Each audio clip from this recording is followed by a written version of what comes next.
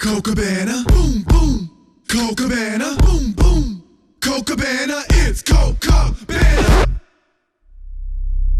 Straight out of the shy, Mr. Shake and Bake, 45. Sorry for now, and thanks for watching. I'm a normal guy who just happens to be in the wrestling industry.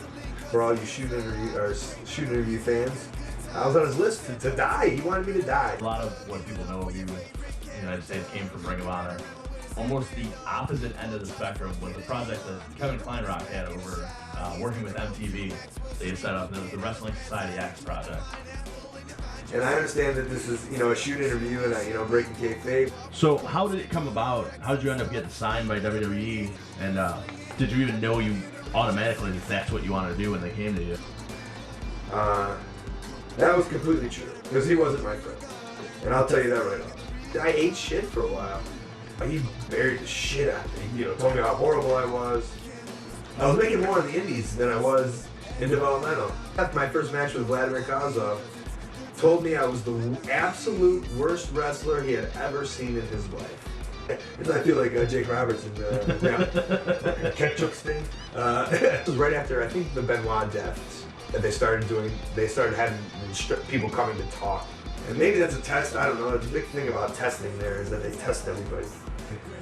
I'm not going to say that they all sucked, but he's really the only one that I think I have positive things to say about.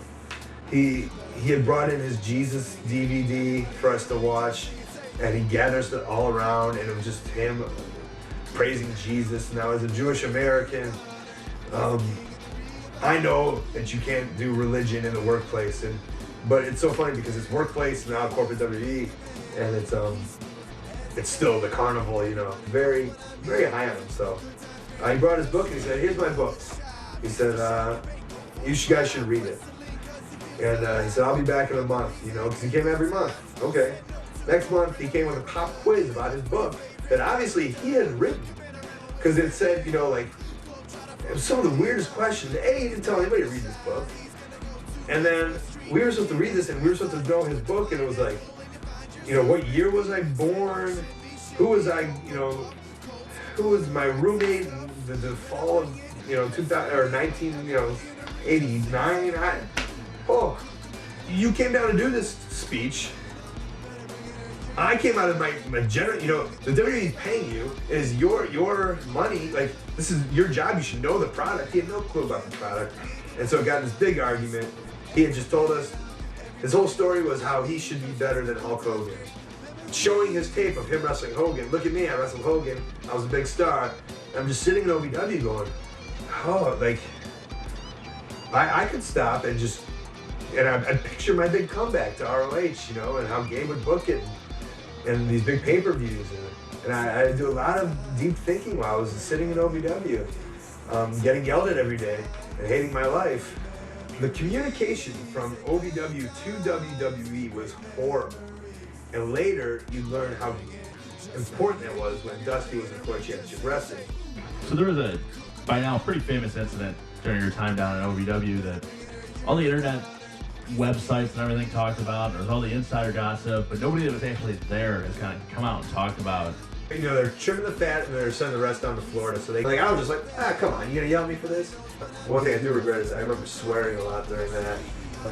And so we all got phone calls. I remember getting a phone call from Nova telling how disappointed he was, and I knew to just to eat it. And a big suck up, a big kiss up. When I got there, he didn't seem to know who I was, which I thought was very interesting. Did this great speech going like, "I don't care who you are, what football team you played for, this is wrestling, it ain't football." And like, there's a lot of football guys down there, and they had to gain respect, even to the boys, just the developmental boys, because they hadn't been in the business as long as some of us had been in, and he really shit on the football guys and the models. That's creator's job. I gave him a little spark of what I wanted to do. And it's your job then to come up with ideas. I'm on TV, sorry, but that didn't happen, so maybe he was right. Maybe I am the worst of all time. The death, if you will, of Colt Cabana and the birth of Scotty Goldman. There's people that you meet in wrestling, and maybe it would be better that you didn't meet him, And I saw the games that he plays. Political mastermind, man. a political mastermind. And, you know, he didn't kill my career.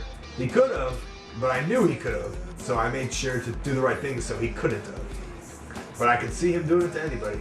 And I saw him get, you know, put some moves in to probably get some people fired. And I said, listen, man, this ain't funny, bro. I go, I don't want to do that.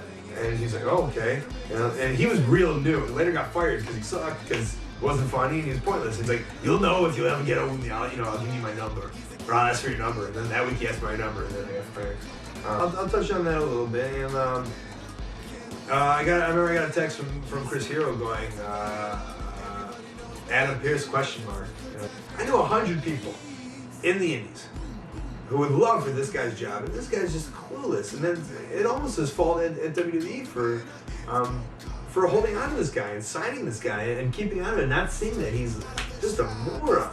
And there you go. I said someone was a moron in this interview.